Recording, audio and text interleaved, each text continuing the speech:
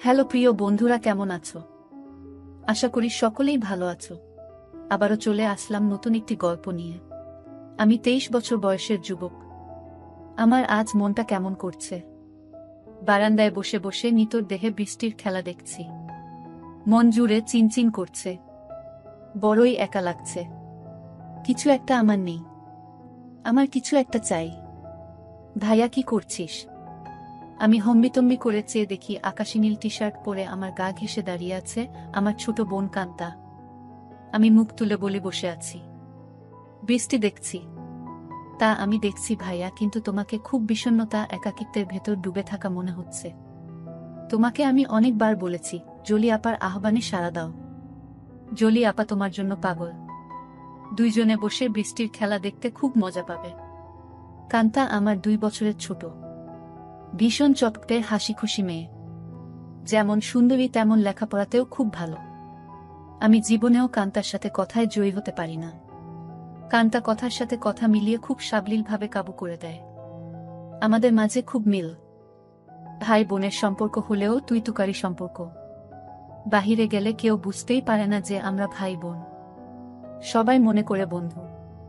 কান্তা জলিকে খুব ভালোবাসে, তাই কান্তার আশা আমি জলির সাথে প্রেম করি। জলিও অনেকদিন যাবৎ আমার সাথে সম্পর্ক করতে চেষ্টা করে যাচ্ছে।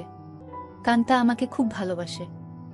মা আমার নারী আন্দোলন করে, যা আমার পছন্দ নয়। নিজেকে প্রচার আর প্রসার করায় আম্মা খুব ভালোবাসে, তাই নিজের টাকা খরচ করে আন্দোলন করে, কিন্তু নিজের অনেক ভুল নিজেই দেখে না। সন্তানের উপর অধিকার আছে, তবে তাদের দেখার সময় উনার নাই।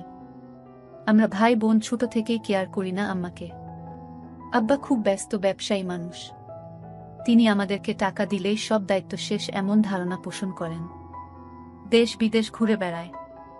মা বাবার মধ্যে তেমন কেমিস্ট্রি আছে বলেও মনে হয় না। আমরা দুইজন নিজেদের ভুবন সাজিয়ে রেখেছি। আড্ডা মারা, বাহিরে যাওয়া, ঘুরে বেড়ানো সব আমরা একসাথেই করি। কান্তা আমার ঘাড়ে হাত রেখে বলে, ভাইয়া, জলি আপা খুব ভালো মেয়ে, তোমাকে সুখী রাখবে। হ্যাঁ বলে দাও। আমি ফোন করে দেই, দেখবে এই বজ্রপাতে কাঁধ ভেজা শরীর নিয়ে তোমার কাছে হাজির হয়ে যাবে। তুই এত কিছু জানিস কি করে? কেন ভাইয়া, আমি কি ফিডার খাই? আমি এখনো বাচ্চা নাকি? তুই কি কারোর জন্য ভিজিস নাকি? ভাইয়া, সিরিয়াল আছে না? তুমি শুরু করলে আমি চেষ্টা করতাম। তোমার জন্যই আমি কিছু করতে পারছি না। তোরে কে বাধা দিচ্ছে? যা খুশি করো। কি বলো? বিয়াদবি হয় না। দুনিয়াতে তুমি আগে আসছো, তাই তোমার আগে কিছু করতে হবে। না রে, আমার এই কমিটমেন্ট খেলা ভালো লাগে না। মা বাবার আচরণ দেখে এই খেলার প্রতি মন নেই। ভাইয়া, সেটা তাদের ব্যাপার। তাই বলে কি আমরা সেটা দেখে এখন নিজেদের কষ্ট দেব? ওদের মাঝে ভালোবাসা ছিল, আর সেটার প্রমাণ তুমি আর আমি। বাবা গরিব ছিল, তাই টাকার অভাব দূর করতেই টাকার প্রতি আগ্রহ বেশি। আম্মা আব্বার জন্য ঠিক নয়। তাই বলে কি আমরা ভুল করব? এত কিছু ভাবিস কি করে? তোর কেউ থাকলে বলো, বিয়ে দিয়ে দেই। ভাইয়া, আমি তোমার চিন্তা করি। তুমি এত হ্যান্ডসাম একজন মানুষ, আর তোমার গার্লফ্রেন্ড নাই। কি করে হয়? তোমার দিকে সব মেয়ে চেয়ে থাকে হা করে, তুমি কি জান? তাই তুই কি এই সব দেখে বেড়াস নাকি? আমি হয়তোবা দেখতে ফানি কার্টুন, তাই সবাই দেখে। না ভাইয়া, তুমি ফানি না, তুমি তাদের কাছে হানি। যা কি বলছিস? ভাইয়া, তুমি আসলেই খুব হ্যান্ডসাম, কিন্তু সেই ফিগারটাকে কাজে লাগাচ্ছ না। ইচ্ছা করলে অনেক মজা করতে পারো। তুই কি করছিস নাকি এসব? আমি কোথায় পাবো?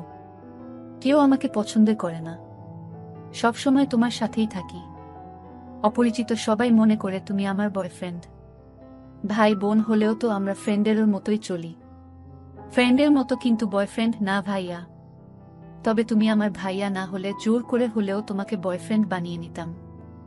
যে কোনো মেয়ে তোমার জন্য পাগল হবে ভাইয়া, বলে আমার পেছন থেকে আমার গলা পেঁচিয়ে ধরে।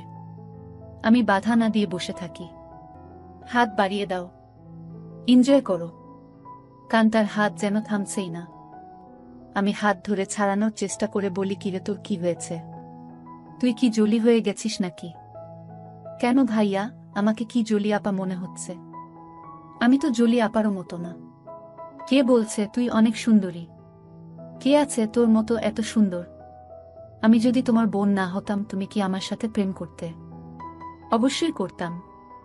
তোর মতো রূপবতী রাজকন্যা পাওয়া ভাগ্যের ব্যাপারও।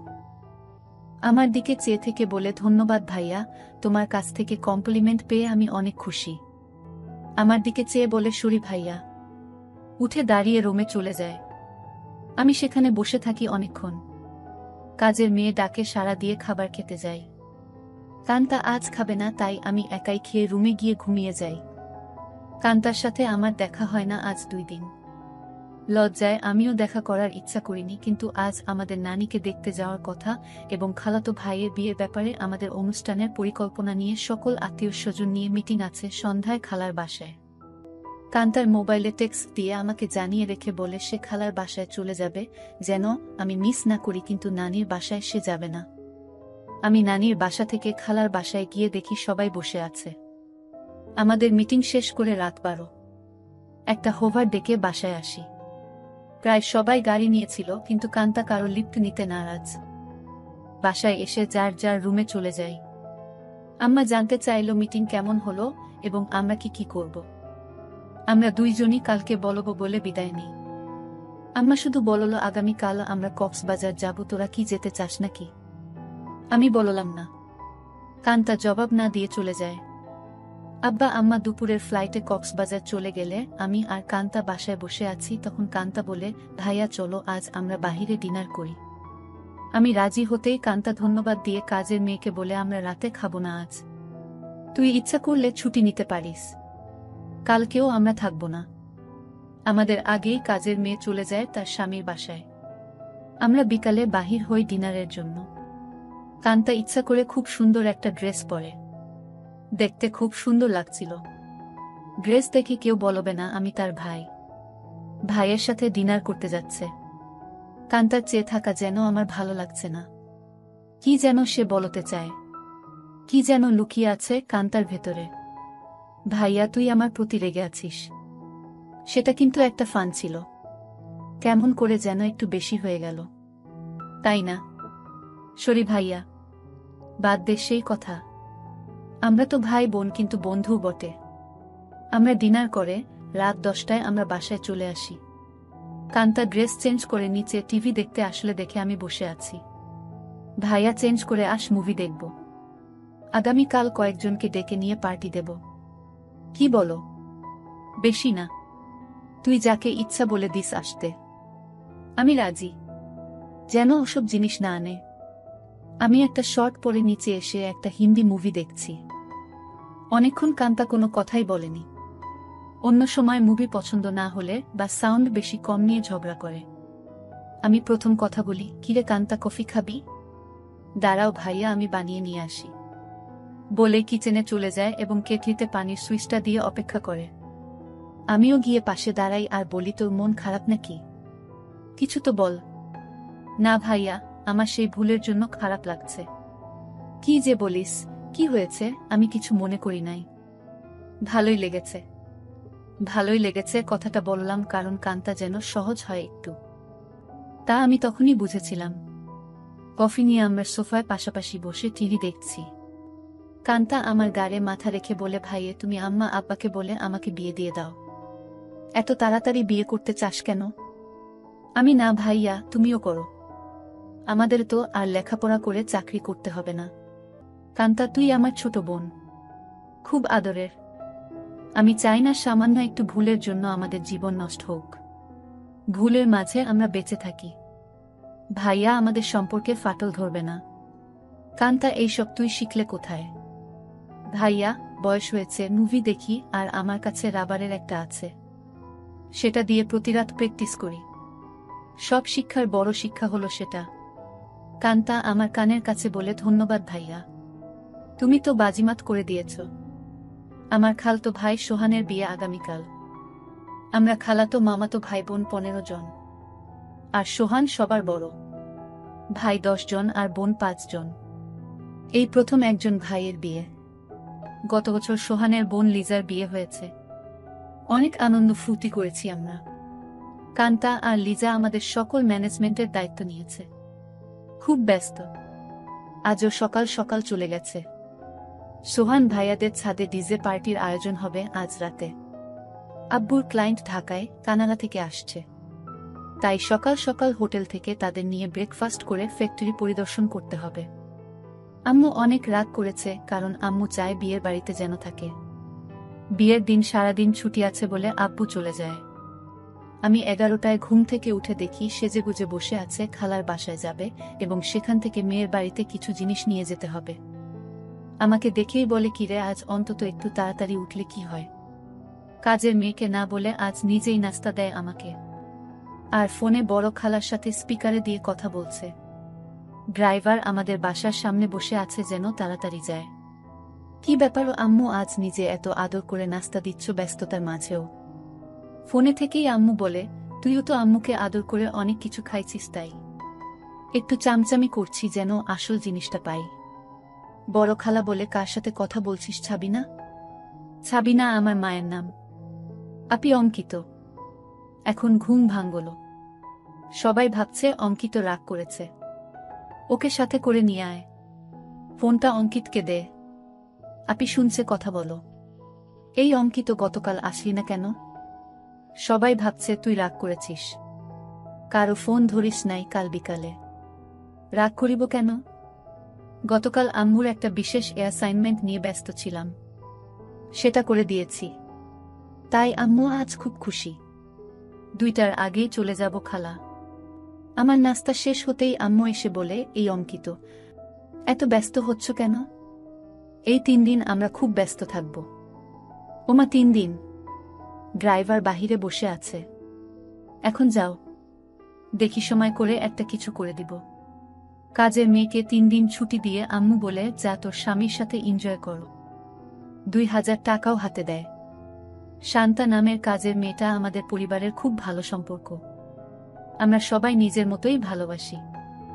শান্তা বলে, আমি আগামীকাল বড় খালার বাসায় যাব, কথা হয়েছে।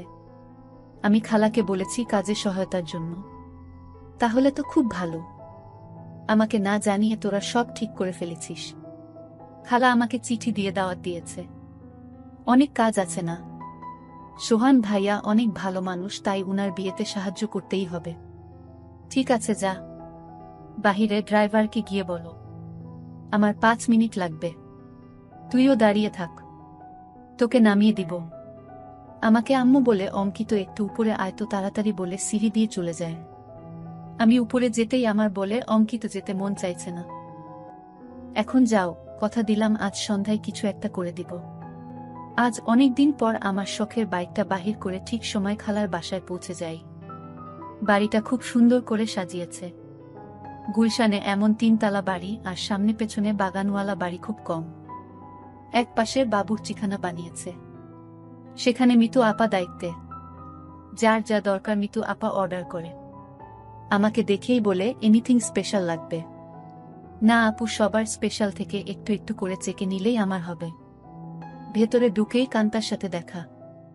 ভাইয়া এসেছিস? চল উপরে যাবি ছাদে, আয়োজন কেমন হয়েছে দেখবি, বলে টেনে উপরে নিয়ে যায়। সাথে সাথে অনেকেই যায়। খুব সুন্দর হয়েছে। পার্টি কখন শুরু হবে? 6টার সময়, 12টায় শেষ। কান্তা সবাইকে বলে, এই তোরা সবাই নিচে যা, খাবারের কি খবর দেখো। আমি ভাইয়ার সাথে একটা সিক্রেট কথা বলে আসছি। নিশা রাগ করে বলে, এক বাসায় থাকো, সিক্রেট কথা বাসায় বলে আসতে পারো না? যা পাকনামি করবি না। যখন আসছি ভাইয়া ঘুমাচ্ছিল, এই সিক্রেট কথাটা না বললে কাজে মন দিতে পারছি না। কান্তা আমাকে এক কোণায় নিয়ে বলে, রাতে টায়ার্ড ছিলে তাই বলে কি দরজা বন্ধ করে ঘুমিয়েছিলে? সকাল থেকে ছটপট করেছি। কান্তা মুচকি হাসি দিয়ে চলে যায়। জমে উঠেছে আমাদের ডিজে পার্টি। সোহানের চোখে মুখে আনন্দ।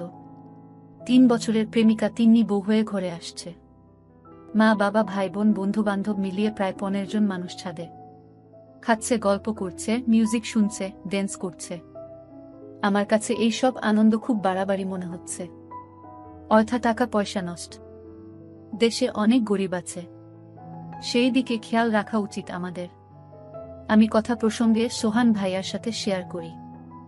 সোহান ভাইয়া উঠে দাঁড়িয়ে মাইকের কাছে চলে যায় এবং মাইক হাতে নিয়ে বলে, লেডিস অ্যান্ড জেন্টস, আমার ছোট ভাই অঙ্কিত এইমাত্র আমাকে বলল ওর কাছে এই পার্টি খুব বাড়াবাড়ি মনে হচ্ছে। অর্থা আমরা টাকা পয়সা খরচ করছি।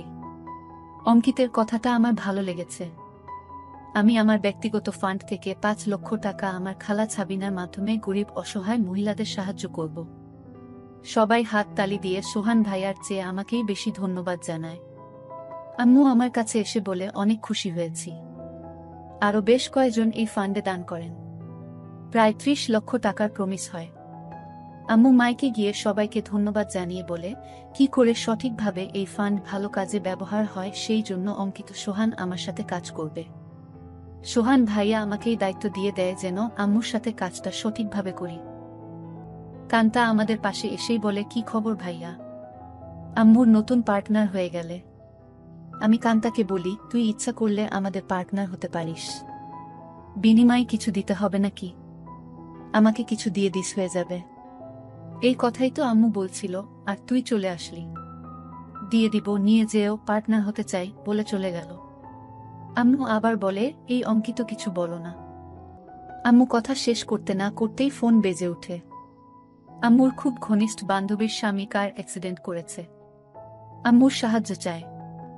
আম্মুর পরিচিত হাসপাতালে আছে। ওদের অবস্থা তেমন ভালো না। আম্মু সবার কাছে বলে কিছুক্ষণের জন্য যেতে চায়, সাথে আমাকেও নিয়ে যেতে চায়। সবাই তাড়াতাড়ি চলে আসার কথা বলে দেয়। কান্তা আমার পাশে এসে বলে, ভাইয়া কি খবর? আম্মু দেখি তোমাকে ছাড়া এখন চোখে পথ দেখে না। কি ব্যাপার? আম্মু কান্তাকে বলে, তুই যদি যেতে চাস চল আমাদের সাথে। না আম্মু, তোমাদের ডিস্টার্ব হবে আমি গেলে। আমি এখানেই আছি। সোহান ভাইয়া ড্রাইভার আমাদের নামিয়ে দেয় হাসপাতালে। আম্মু ডাক্তারের সাথে দেখা করে বলে, উনি আমার রোগী, আপনারা চিকিৎসা করুন, টাকা পয়সা আমি দেখব। আম্মুর বান্ধবী শিলাকে সান্ত্বনা দিয়ে বলে, চিন্তা করিস না, ঠিক হয়ে যাবে, তোরা কোনো টাকা দিস না, আমি পরে এসে সব ঠিক করব। তোর কাছে টাকা না থাকলে বলিস। সোহানের বিয়ে বাসায় বহু মেহমান আমার জন্য অপেক্ষা করছে। আমি এখন যাই। আমরা একটা ট্যাক্সি করে সোজা আমাদের বাসায় চলে আসি। আমার রুমে ঢুকে আম্মু, আমাদের হাতে সময় নাই, মাত্র 1 ঘন্টা সময়।